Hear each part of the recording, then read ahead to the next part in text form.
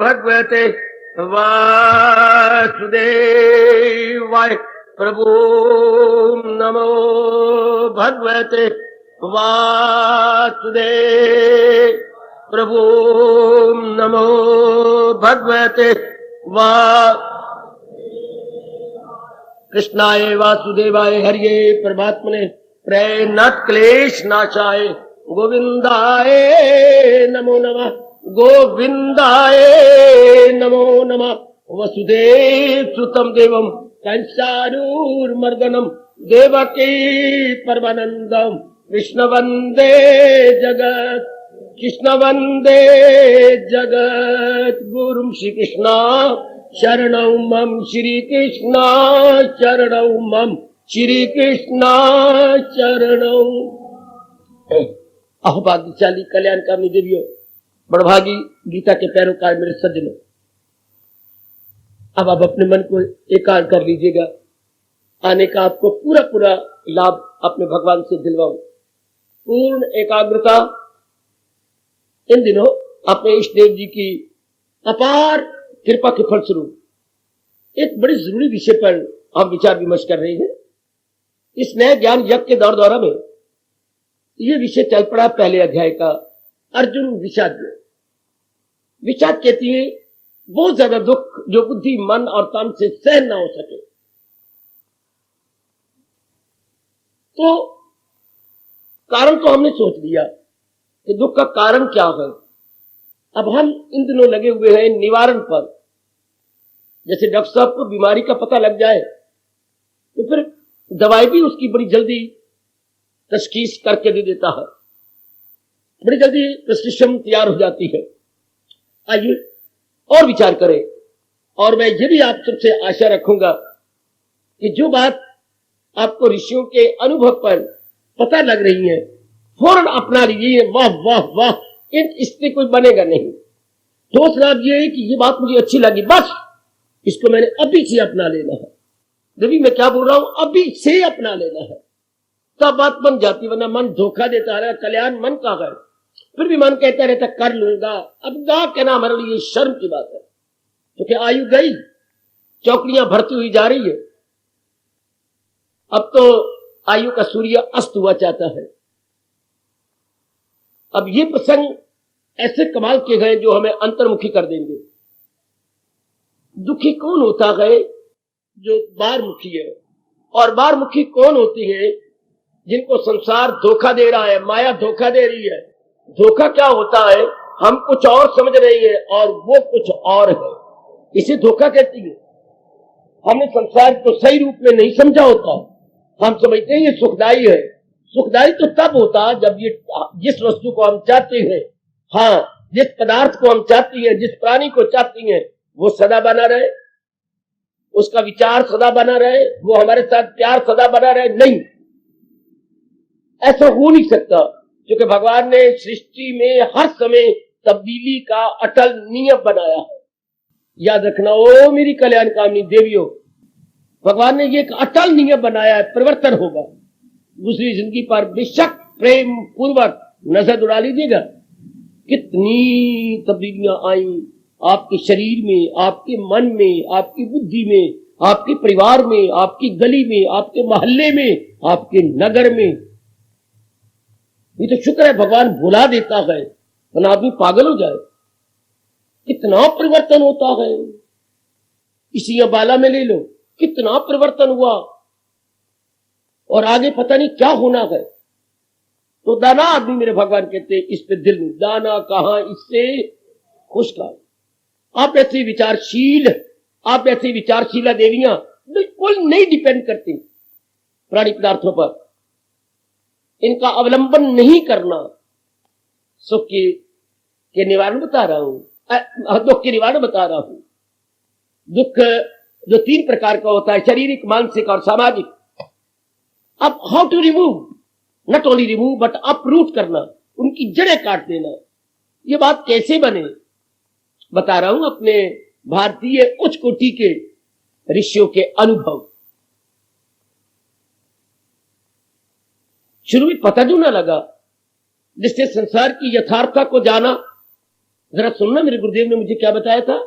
जिसने संसार की असलियत को जाना, हाँ, आधे से भी ज्यादा रास्ता उसका तय हो गया। किधर? भगवान की ओर। जिसने संसार की असलियत को जान लिया, उसका मन वैरागी हो जाएगा। उसके मन की संसार संबंधी वासनाएं उड़ने लग जाएंगी, भागने लग जाएंगी। क्योंकि संसार संबंधी कामनाएं तो तब होती हैं जी, जब इससे सुख की आशा रहे। देखो मैं कितनी बार समझा रहा हूं, मन में बिठा लेना। अगर संसार के प्राणी पदार्थ से सुख की आशा रहे, तब तो हम संसार की ओर भग करके बाहरमुखी होते हैं। जब संसार की असलियत समझ आ जाती है, नहीं, ये जिस रूप में नजर आता है थोड़ी देर के बाद वैसा रहता ही नहीं। बस अब आप मन को खींच लेंगे भगवती, तब आप अपने मन को विड्रॉ कर लेंगे कि नहीं, ये हो गया इनकलाब, मानसिक इनकलाब। इनकलाब तो आप जानते हैं, क्रांति या रेवोल्यूशन, बिल्कुल ही अमूल चूल परिवर्तन को इनकलाब बोलते हैं। अमूल चूल परिवर्तन, ओवरहॉलिंग। हमारी बुद्धि, हमारे मन और हमारे कर्मों की ओवरहॉलिंग हो जाती है। सिर्फ इतनी बात समझ आ जाए नहीं, फिर आप भगवान की ओर लपट जाती हैं। मैं फिर कहना चाहता हूं, जब तक आप संसार की असलियत को नहीं जानेंगे, धोखे में रहेंगे, तब नहीं जीव को शांति मिल सकती। संसार की असलियत को जाने बिना हमारा मन बाहरमुखी रहेगा। बाहरमुखता का मतलब है प्राणी पदार्थों की चाहना। प्राणी पदार्थों की चाहना का मतलब है इनमें सुख को ढूंढना। सुख को ढूंढने का मतलब है धोखा, इनमें है ही नहीं। इनके साथ तो व्यवहार करेंगे हम, कई बार कह चुका हूं।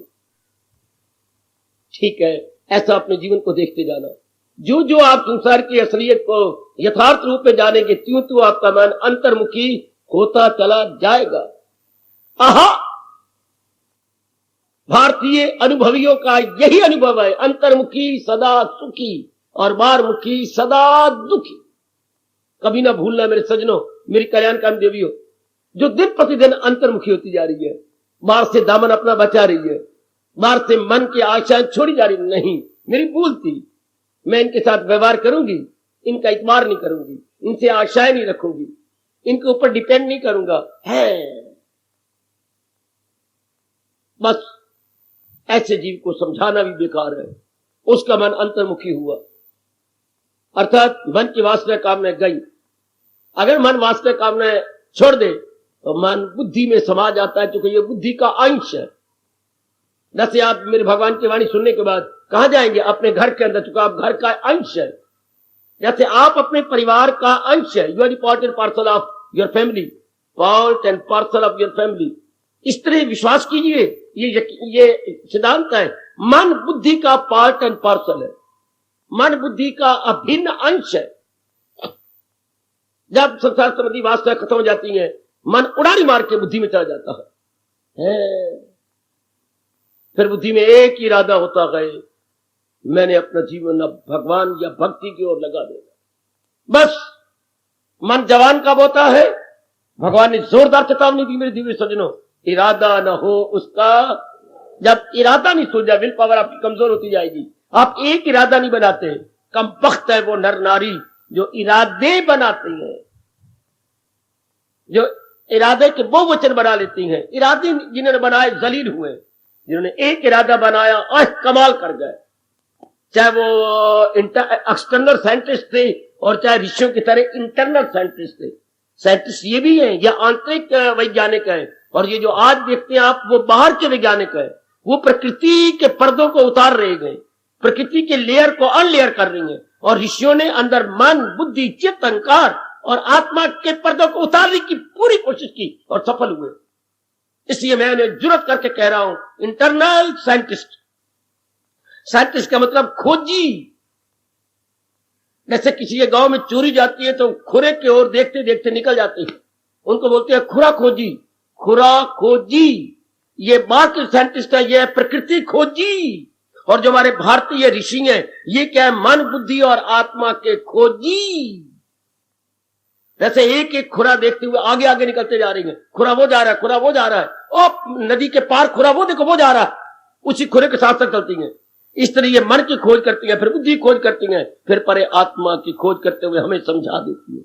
जैसे चोर पकड़ा जाता किसी गांव में, अब बाहर खोदा नहीं गया, चोर पकड़ा गया, चोर इसी में है, नंबरदार को मिल लेते हैं, कौन से आपके 10 नंबरी हैं, फला फला फला, बस बड़ी जल्दी पता जाता है कौन गया था फलाने गांव में चोरी करने के लिए।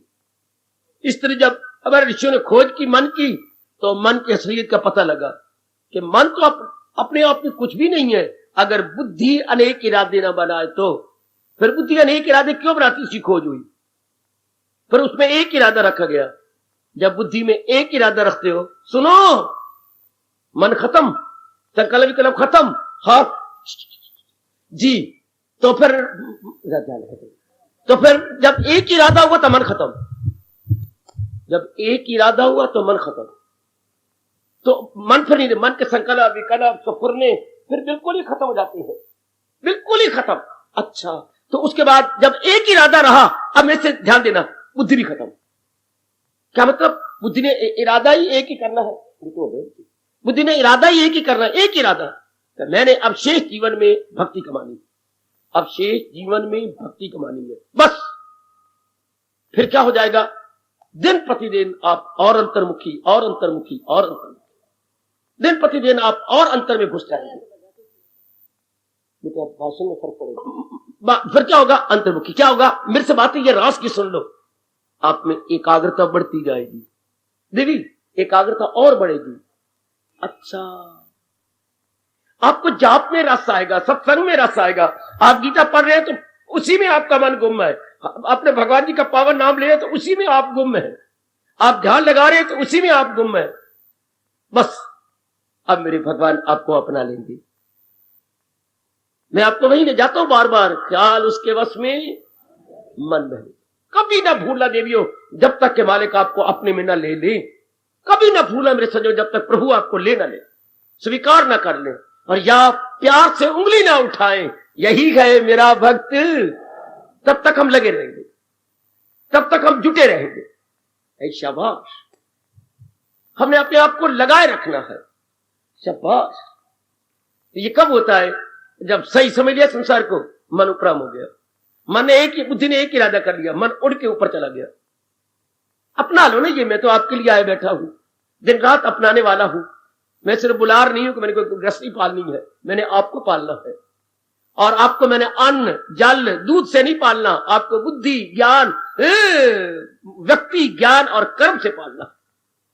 शरीर तो पलता है खाने पर वाली चीजों से, और बुद्धि पलती है कर्म भक्ति और ज्ञान से। बुद्धि के लिए और कोई खुराक नहीं, मन के लिए यही खुराक है।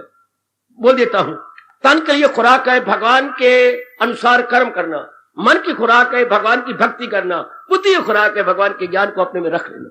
वाह वाह, भगवान ने तीनों ही खुराक दे दी है, तन की, मन की, बुद्धि की, कभी ना भूलना।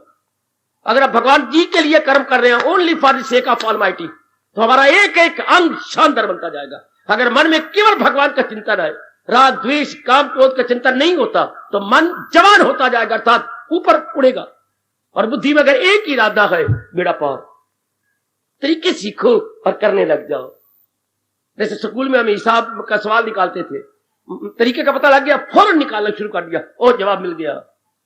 हाँ, पर तरीके सीख ले और जवाब मिलाया, फिर आपको जवाब मिल जाएगा फौरन। तो तरीका मेरे से ले लो, उसके बाद फिर आप जुट जाओ कि मैंने अपना जीवन ऐसा बना लेना, मैंने अपने आप को ऐसा कर लेना है, बस फिर बेड़ा पार। अभी यही पड़ा है, फिर तो बेड़ा पार मेरे बेटे। आप सब अपनाने वाले गए, जीवन में उतारने वाले गए, जीवन में ढालने वाले हैं। जब भी आप करेंगे बस बेड़ा पार हो जाता है। यही तो हमने आना है यहाँ पर, तो मैंने अपना कल्याण करना है। बेटियों, आपको भगवान की कसम सुनने के लिए नहीं आना, मैं सबको गीता की कसम दिलाऊंगा, आपने केवल सुनने के लिए मुझे नहीं आना, अपनाने के लिए आना है। मेरे से सुनना है अपनाने के लिए। आप दुराय पर खड़े गए, हाँ पूछा नयनगढ़ की तरफ कौन सा रास्ता आता है, ये तो जो आपने पूछा, फिर क्या कर लिया, आप चल पड़े। इससे जब आपने मेरे कल्याण की राह पूछी, अब बुद्धि को चलाओ, मन को चलाओ। पूछना है चलने के लिए, या सत्संग में आना है आगे मन बुद्धि को ले चले बेटे, मन बेटे। धन्यवाद, हार्दिक धन्यवाद। तो अब बढ़ा ले चला आगे, वह बेड़ा पार। इतनी सी बात हमें समझ आ जाए, बेड़ा पार। भगवान करे मेरे प्रभु कृपा करे, जिन्होंने इतना एकांत दिया, आहा, जिन्होंने हमें गीता समझने की बुद्धि दी, श्रद्धा दी, वो अब कंजूसी ना करे, हमें अपना लेने की भी विशेष शक्ति दे। अब हम अपना ले, जीवन में ढाल। एक बेचारा डॉक्टर के पास रो रहा था, मैं बड़े अमीर का इकलौता पुत्र हूं। अच्छा, हमारे घर में किसी प्रकार की कमी नहीं। अच्छा, हाँ, और पिताजी का कारोबार बहुत ही अच्छा है। अच्छा, और मुझे बड़ी रोनी आती है, इतना कुछ होने पर भी मेरे खाया पिया नहीं हजम होता, उल्टी आ जाती है। ये सब कुछ घर में होते हुए खाया पिया नहीं। आपके लिए बौद्धिक रूप में, परमार्थ रूप में सब कुछ है, हजम भी कर लेते हो कि नहीं? ये भी तो बड़ी चोटी का भोजन है, मानसिक भोजन, बौद्धिक भोजन। हजम हो जाता है कि नहीं? जिस बच्चे का इतना बड़ा अमीर का लड़का और हजम न कर सके, सेहत गई। तो सत्संग में आकर, सत्संग किसका है? गीता जी का। मेरा नहीं, कभी ना कहना पाप का भागी बनोगे। हम गीता जी के सत्संग करने आते हैं, आपकी कसम मैं भी आता हूं। क्या गीता जी के सत्संग सुनने? जब मैं बोलूंगा तो मेरे पर कितना असर पड़ेगा, क्योंकि मैं खुद कल्याणकामी हूं। जब आप सुनेंगे आप पर कितना असर पड़ेगा। हम सारे कल्याणकामी हैं कि हमने कल्याण करके जाना है, कल्याण करके रहना है, अपने शरीर को सफल करना है भगवान जी की उच्च कोटि के उपदेश से। बस ये भाव बन जाना चाहिए। फिर हजम होने को करिए, क्या मैंने हजम कर लेना है, बस इतनी सी बात बन जाए, दुख तो भाग जाती। जब आप अंतर्मुखी हुए, दुख गए।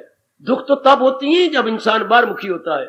ऋषियों ने बताया, दुख आए इसीलिए गए, तो आप भगवान से दूर होते जा रहे गए। तो जितने दुख आएंगे उतने आप भगवान की ओर जाएंगे। हाय, ठोकर खा खा, ये फिर परमात्मा ने क्या नियम बना रखा है। हम किसी की मानते तो है नहीं। हाँ, हम मनमानी करेंगे, हाँ, फिर हमें चोटें लगेंगी, क्योंकि बाहर जाकर जितना भगवान से दूर होंगे उतना कामी बनेंगे, क्रोधी बनेंगे, मोही बनेंगे, लोभी बनेंगे, अहंकारी बनेंगे। और इनका रिएक्शन, इनकी प्रतिक्रिया क्या होगी? इनकी प्रतिक्रिया 3 प्रकार के दुख। भगवान किस चाबुक से मारते हैं, किस डंडे से मारते हैं? भगवान के पास यही डंडे गए। शारीरिक रोग, मानसिक क्लेश और बौद्धिक। मैंने अब फिल इन द ब्लैंक करो, मुझे खुश करो। भगवान 3 डंडे मारते हैं। शारीरिक बीमारियां, शारीरिक रोग, हाँ, जब इंसान बाहरमुखी होकर बाहरमुखी होके नाना प्रकार को कर्म करता है। तो मन के रोग, मन के क्लेश, और बुद्धि के रोग कौन से होती हैं? ये रोग हो गया। शरीर के रोग तो आप जानती हैं, मन के क्लेश भी आप जानती हैं। तो बुद्धि का रोग कौन सा है? दुविधा, करना है क्या, और इंसान सुलझता ही नहीं। जब रब दी मार पड़ रही हो और कर्मों दी मार पड़ रही हो, या रब का दंड या पेनल्टी या पनिशमेंट हो, तो इंसान दुराई पर खड़ा हो जाता है, मैं क्या करूं, हाँ परमात्मा मेरे समय। ये बुद्धि का रोग हो गया। और मन में बेचैनी, बेकरारी हो रही हो, दुविधा नहीं, मन में संकल्प विकल्प हो रहे हो, पुरानी बातें दुखा रही हो, चिंता लग रही हो, ये मन करो। शरीर के रोग तो आप जानते हैं, नाना प्रकार के शरीर के रोग है। तो ये इसे क्या करते हैं? रब दी मार। फलाने ने रब दी मार है, अर्थात भगवान पनिशमेंट कब होता है? ये पनिशमेंट कब? जब आप बाहरमुखी होते हैं, जब भगवान जी के अनुसार हम अपना जीवन नहीं गुजार रहे होते। बड़ा जरूरी है इस शरीर में आकर भगवान के अनुसार चलना। जरूरी क्या, अनिवार्य है, वरना मार ही मार है, वरना हमारे लिए मुसीबतें ही मुसीबतें हैं। 3 प्रकार के दुख रब एक प्रकार का दे देता। शरीर भी मार खाता है, मन भी मार खाता है, बुद्धि भी मार खाती है। अगर कुछ समय इलाज ना हो, आत्महत्या। फिर बर्दाश्त ही नहीं होता। आत्महत्या का मतलब यही है, मैं तंग आ गया, मेरे से नहीं रहा जाता। चूंकि हम लोग जिंदा गए किसी उम्मीद पर, मन बुद्धि जिंदा गए किसी आशा पर। तो जब उसी किसी की ओर से कोई रोशनी नजर नहीं आती, बस खत्म। आओ इस बात को और भी जानने की चेष्टा करें, और भी अपने इष्ट देव जो दयालु कृपालु है, हम गहराई में उतर जाए और इस बात को पिकअप कर ले बड़ी जल्दी। तो मैंने अंतर्मुखी होना है। अंतर्मुखी का मत कैसे होंगे? अंतर्मुख कैसे होंगे? जब भगवान जी के अनुसार आप अपना जीवन बनाएंगे। ये तो पक्का, जब तक मेरा शरीर है, मेरे से ये पाठ पक्का कर लो कि मैंने अपना जीवन भगवान जी के अनमोल उपदेश के अनुसार बनाना है। जब आप ये पक्का करेंगे अनमोल उपदेश, मन तो गया।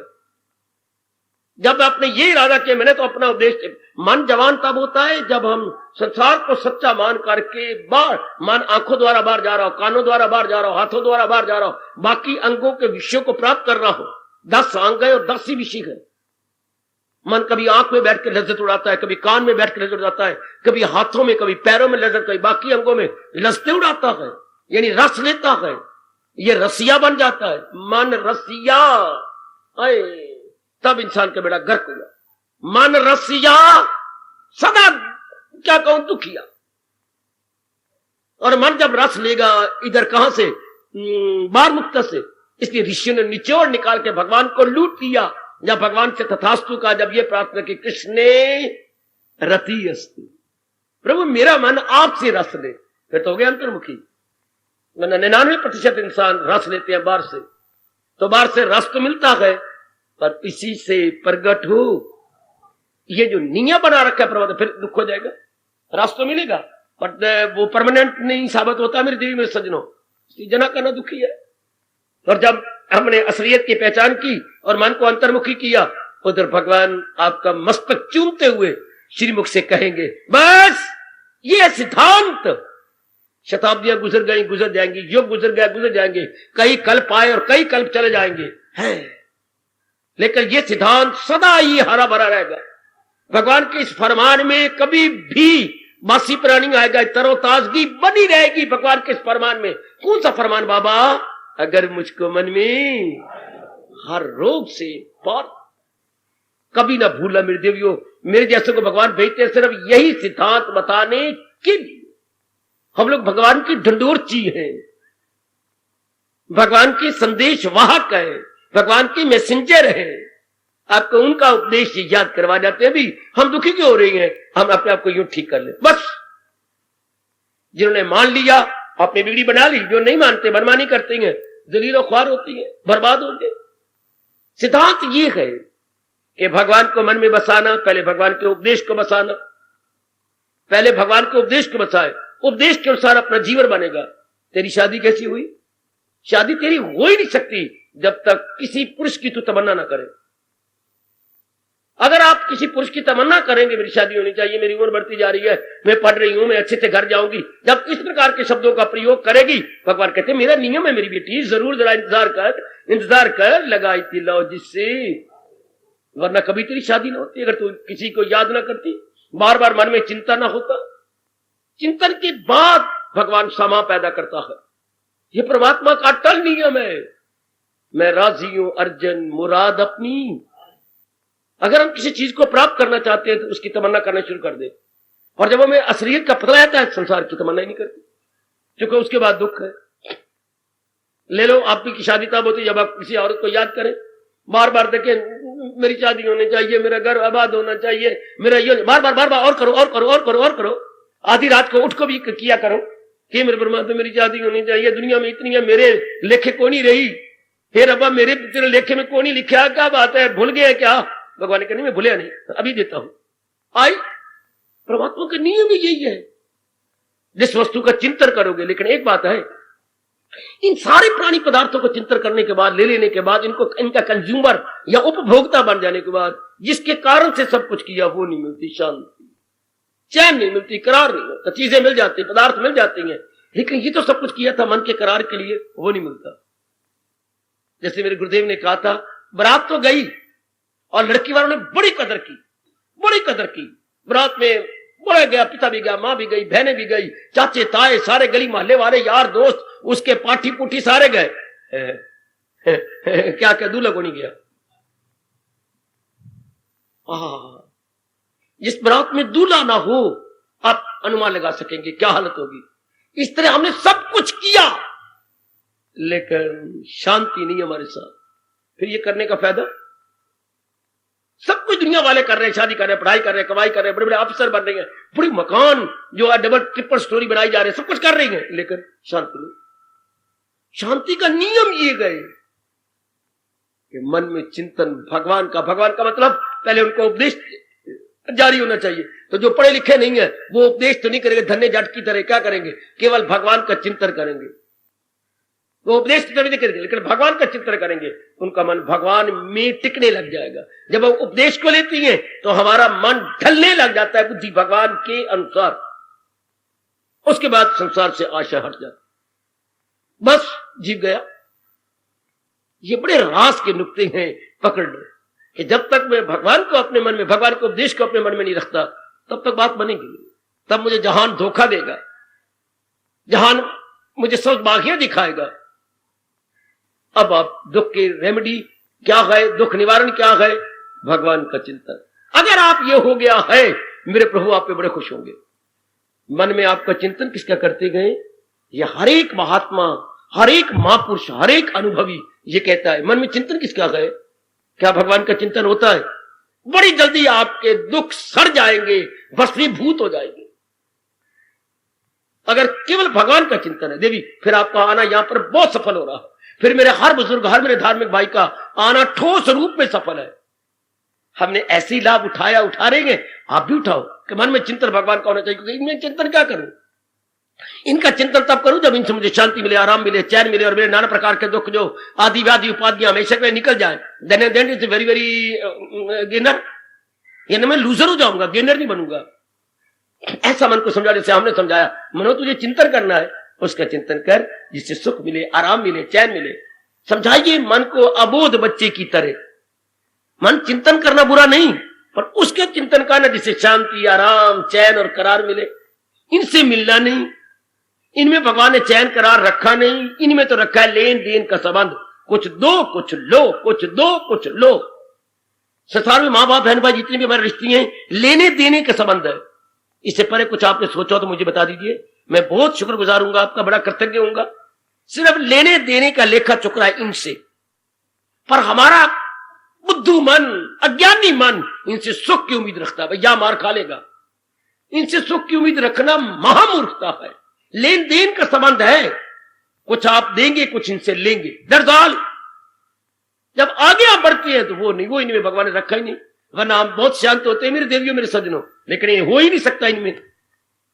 इसलिए भगवान ने कहा चिंतन तो मेरा किया कर, हा, चिंतन तो मेरा कर, हा, और संसार में व्यवहार कर ले, अपने कर्जे चुका ले, जो कर्जे देने लेने के वो चुका दे। बेटा पार इतनी करेक्शन अपनी कर लीजिएगा बेटे, इतनी करेक्शन कर लो बस। ये एक सिद्धांत है बेटे, ये एक सिद्धांत है।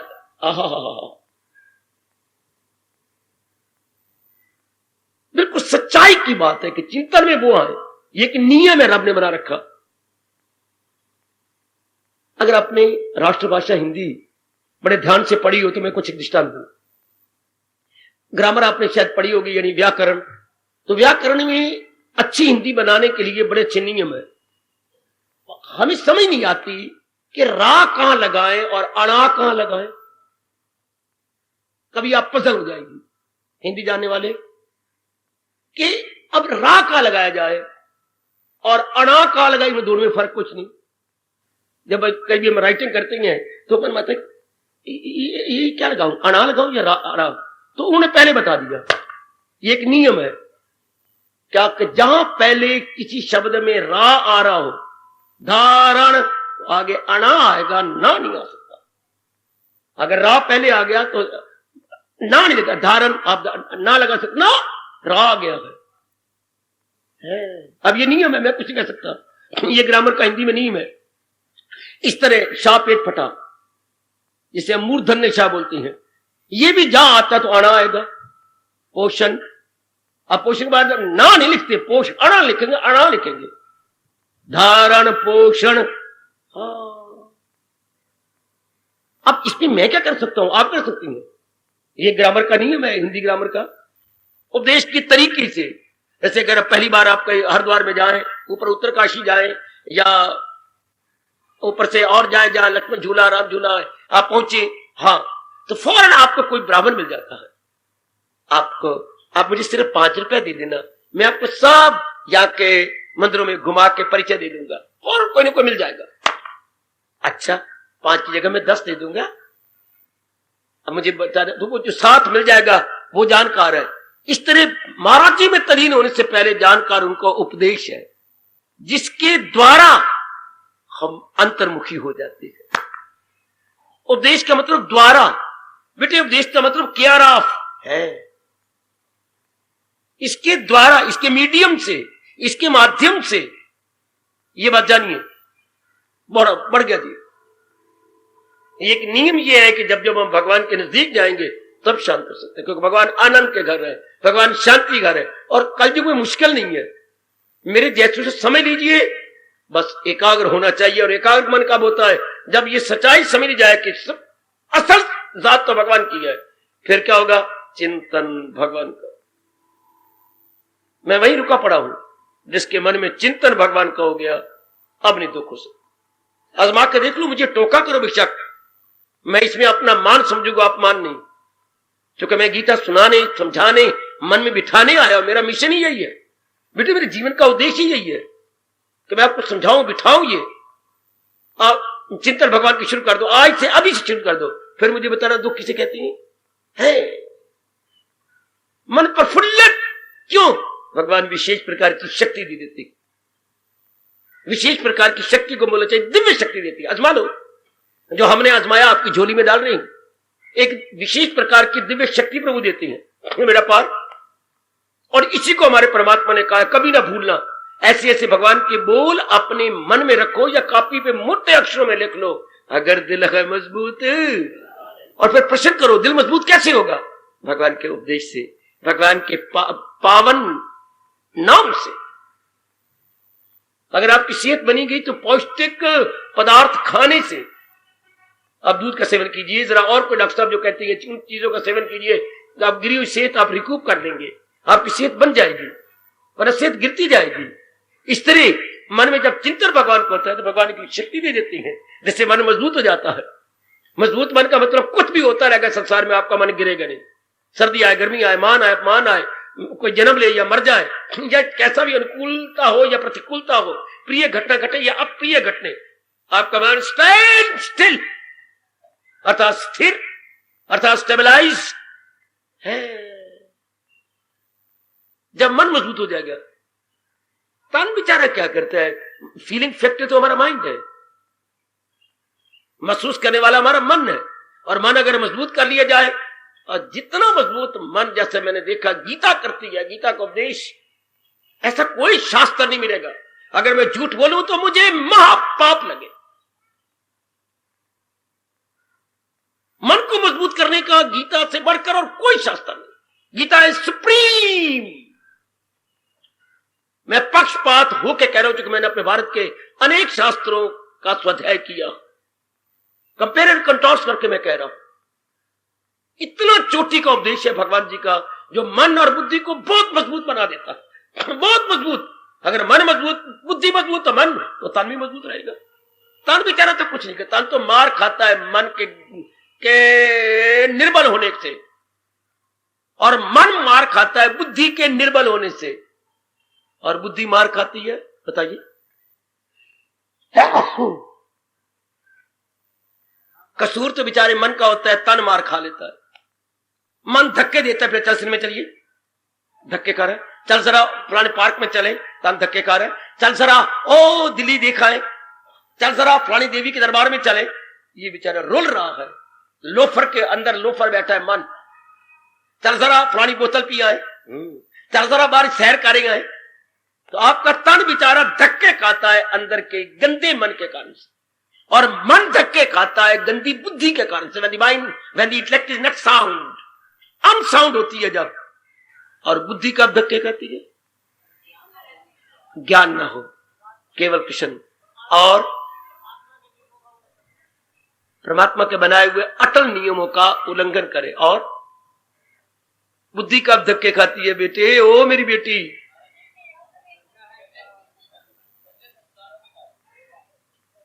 गंदे संस्कारों के कारण। और सोचो, दुविधा में हो तब, और बुद्धि बिचारी कब मारी जाती है? फिर मैं कहूंगा, तन धक्के खाता है जब अंदर मन विकारी हो। विकार होते काम, क्रोध, मोह, लोभ, अहंकार, निंदा, मत्सर, राग, द्वेष इत्यादि। इनको एक शब्द हमारे यहां बोलते हैं विकार, अर्थात all these are negative qualities. तो बुद्धि, मन मार खाता है जब बुद्धि ठीक ना हो। तो बुद्धि कब मार खाती है?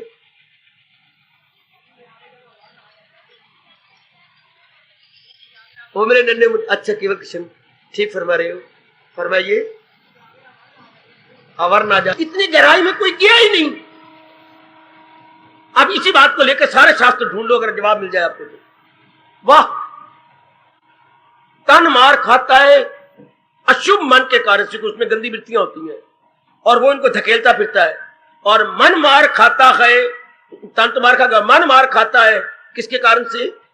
जब बुद्धि ठीक ना हो, बुद्धि के इरादे ठीक ना हो, और बुद्धि मार खाती है। ये भी तो कोई कारण होना चाहिए ना।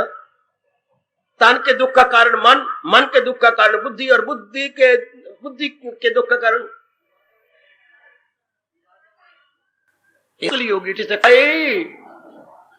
ये भूल न गए करो बच्चे, भगवान ने इसका बड़ा शानदार जवाब दिया है। साथ अपने ले जाए मन और आवाज, हवा जैसे ले जाए फूल। जब पिछले जन्म के संस्कार इसके गंदे हो, दैट इज द बैकग्राउंड। ये कोई नहीं समझा सकता, देवी देवता भी, जिसके गंदे संस्कार हैं। भगवान कहते हैं ये राज उससे मत कहे, रोकती है मेरे प्रभु कि ये राज उसको नहीं कह रहा, क्योंकि ये इसके अब योग्य नहीं है। उसने धक्के खाने, संस्कार अपने कंज्यूम करने, तब सुतगुण जागेगा। फरमाइए केवल कृष्ण। खाती है जब साथ अपने ले जाए। मेरी बेटी की शादी हुई, कब मार खाई? जब घर वाला अच्छा नहीं है, मैं अब इस घर में कभी मुंह ही नहीं दिखाऊंगी। आपने ये कहा ना कि डूब मर, तो मैं डूब मरने जा रही हूं। हाय मेरे अरब, जैसे मैंने जीवनी पढ़ी, जब उन्होंने 3 बार प्रणाम किया, प्रभु मेरे शरीर के पति की आज्ञा हुई है कि डूब मर, तो मैं डूब मरने आ रही हूं, लेकिन मेरे मन को तो गिरधर गोपाल आप संभाल लेना। मन तो आपका है, आपके कारण से ही ये सब कुछ कर रही हूं। तो जीवनी में आता है जब उसने छलांग मारने की कोशिश की, पीछे से पकड़ा लिया किसी ने। मीरा, इसके बाद मीरा वृंदावन में चली सदा के लिए। बेटे वो तो वो है ना, जब हम पूर्ण पेन उनकी बन जाती हैं, वराना तो नहीं बदला, पर मीरा वही रही, तो फिर भगवान का वो फरमान कहां जाएगा? अगर आपने हम तो कई बार आजमा चुके, आप भी आजमा लेना। क्या करूं हाजतें उनकी, क्यों मेरी हिफाजत में हूं। फिर तो भगवान की हिफाजत में है ही। हिफाजत मैंने उनकी रक्षा में, ये उर्दू शब्द है अपनी भाषा में रक्षा, उनकी रक्षा में तो हम हैं, उनकी प्रोटेक्शन में हम हैं। भगवान करे हम सब अपनी कमियों को पूरा करें इस ज्ञान यज्ञ के दौरों में। अब हमारे संस्कार अच्छी सतगुण बड़ा हुआ है, बुद्धि में एक ही निर्णय आ रहा है, मन में अगर प्रभु का चिंतन हो, अब दुख गए, कर लो मेरी देवियों कर लो। बुद्धि का एक ही निर्णय, मैंने भक्ति कमानी है, चाहे मैं कुआरी हूं, कुआरी बन के रहूं, ब्याह बन के रहूं, चाहे मैं मां बन के रहूं, कुछ भी बन के रहूं, लेकिन मैंने सबसे पहले अपने भगवान के आज्ञाकारिणी या आज्ञाकारी बन के रहना, बस। और आज्ञाकारी का मतलब क्या है? जो केवल भगवान का चिंतन करता। मुझसे पूछो, मुझसे पूछो, वो केवल भगवान का चिंतन करती है, वो भगवान की देवी है, वो भगवान का भक्त है। चाहे मैं कितनी माला लगाऊं, कितने कपड़े दूसरे पहन लूं, जो मर्जी कर लूं, कुछ फायदा नहीं, ईश्वर की कसम, जब तक मेरा मन उसका चिंतन न करे। ये मेरे से पकड़ लो, मेरे से पकड़ लो, मेरे से पकड़ लो। भले आप गस्ती में कोई रहना पाप नहीं, जिस तरह भी रहना कोई पाप नहीं, पर देखना तो मन को गए कि मेरा मन भगवान का चिंतन करे, बस। केवल अपने प्रभु का चिंतन करो, फिर आप बन जाएंगे। ये देखना मेरे बच्चे, इस शर्त को मैं हूं तो मैं बड़ा खुश हो जाऊंगा, शरीर छोड़ूंगा तो बड़ा खुश होकर छोड़ूंगा। अगर आपको ये पक्का करा दूं, सिर्फ इतनी सी बात, सदा मेरा पेगम, इतनी तो शर्त पूरी कर लो। या तो अपने मन को कहो या मैंने आना ही नहीं। आना है तो हम सच्चाई का चिंतन करें, और इस संसार की सच्चाई, इसको बनाने वाला यूं कहे मेरी बेटी, संसार की सच्चाई, संसार का ट्रुथ, संसार की रियलिटी क्या है? क्योंकि ये रियलिटी नहीं, ये जा रही है, भाग रही है, दौड़ रही है, ये एक जैसे नहीं है। तो रियलिटी क्या होती है? जो हमेशा एक जैसा रहे और इनका कारण हो। जैसे मैं दृष्टांत दूं, गहने या आभूषण या ऑर्नामेंट रियलिटी नहीं है, जिससे गहने बने हैं वो सोना रियलिटी है। तो ये नाना प्रकार के जो बने गए रूप, ये गहने की तरह गए, तो ये बने किसी है? भगवान से। तो भगवान इज दी ओनली रियलिटी।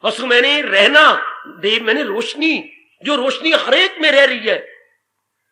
हाँ, और जो साकार बन करके वसुदेव के प्रकट उत्पन्न हुए, नहीं उत्पन्न कहेंगे बड़ा पाप होता है, प्रकट हुए जिन्होंने अवतार लिया कुछ समय के लिए किसी खास मिशन को लेकर के, वो मेरे इष्ट देव है। उसके लिए भगवान कह रहे हैं अब कह मुझको परमेश्वर की। कौन से परमेश्वर?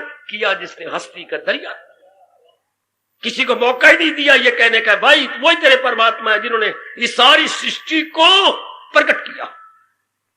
अब सारे मान जाएंगे चाहे किसी भी धर्म मजहब से संबंध रखते हो, भगवान की परिभाषा तो इससे बढ़ के हो ही नहीं सकती। जिसने संसार को प्रकट किया, जो संसार का पालन कर रहा है और जो संसार को अपने में मिला लेगा, बस उसका चिंतन शुरू हो गया।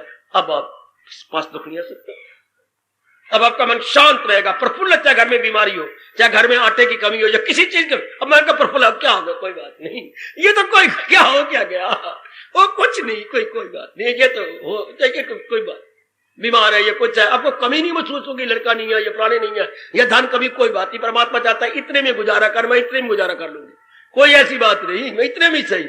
सियाने को क्या व्यवहारिक रूप में कौन सियाना, मैं बताता हूं। परमार्थिक रूप में तो वही सियाना जिसने के मन अपना भगवान में लगा दिया है, और व्यवहारिक रूप में कौन सियाना?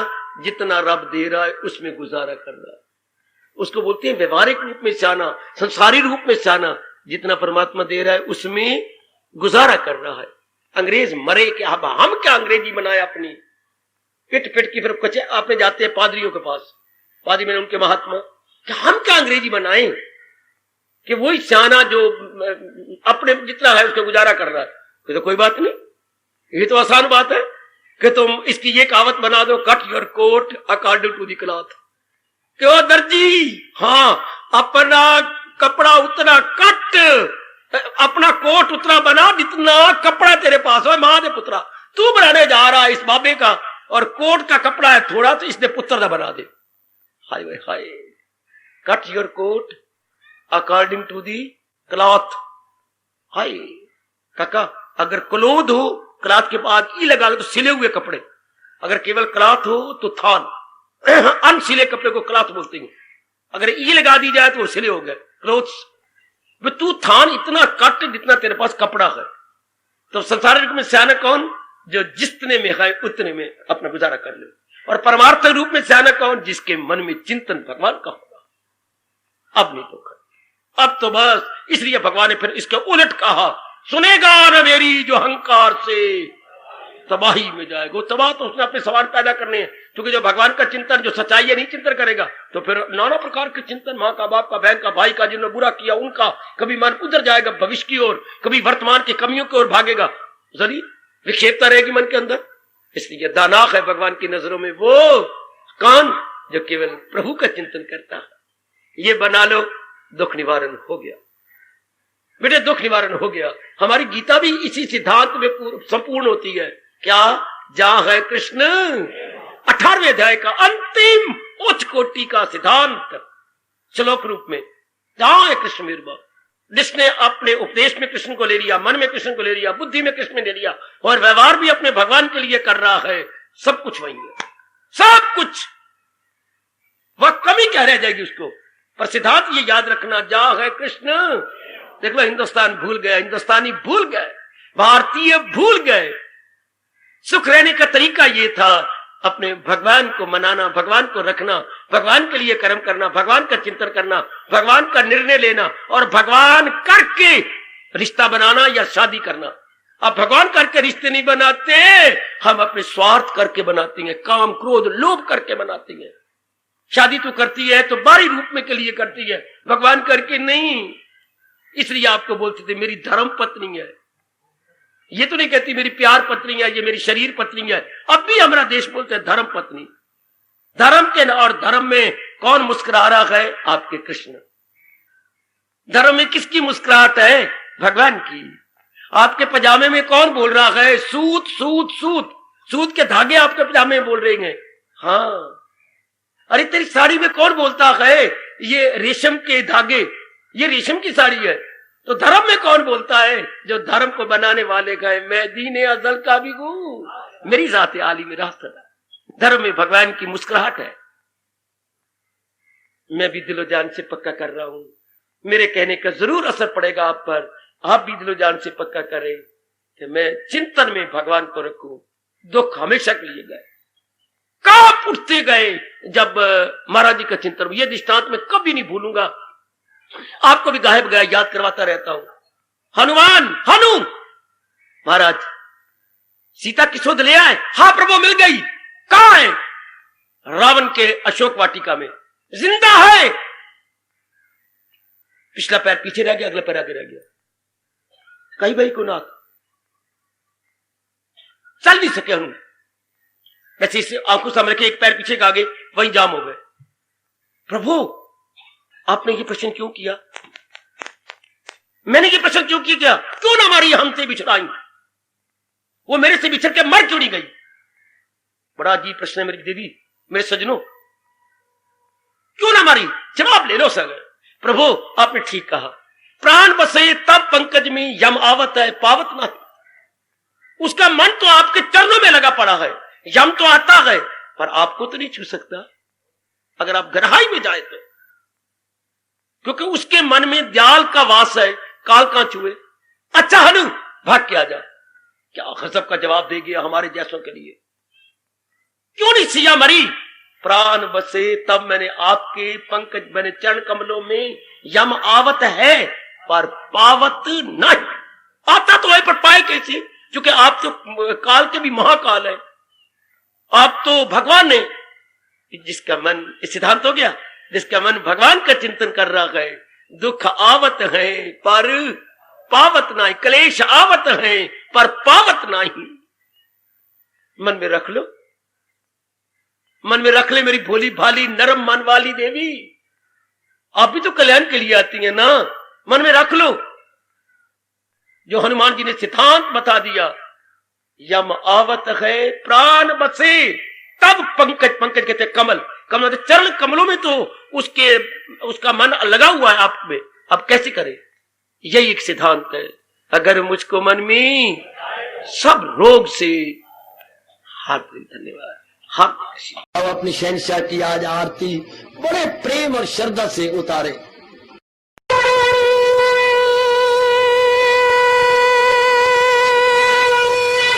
ओम जय जगदीश जय हरे स्वामी जय दीनानाथ हरे भगत दास जनों के अवगुण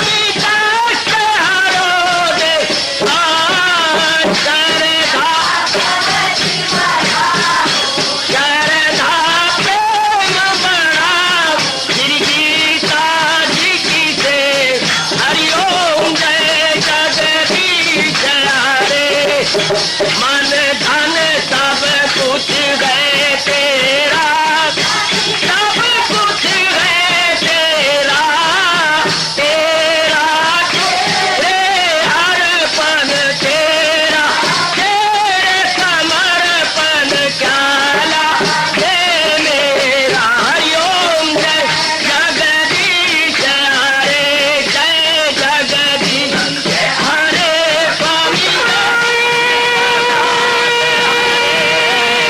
भगत जनों के संकट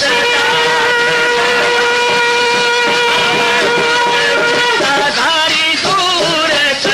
हरिओम जय जगदीश हरे, जय भगवद गीता, जय भगवद गीता। वने भवन्तु सुखिनः सर्वे सन्तु निरामयाः सर्वे भद्राणि पश्यन्तु मा कश्चित् दुर्भाग् भवेत्। हरि ओम शांति शांति शांति। ओम प्रभु इसलिए भगवान कृष्ण की जगत गुरु भगवान कृष्ण महाराज की सत्ता में सफल करना इसलिए हार्दिक धन्यवाद।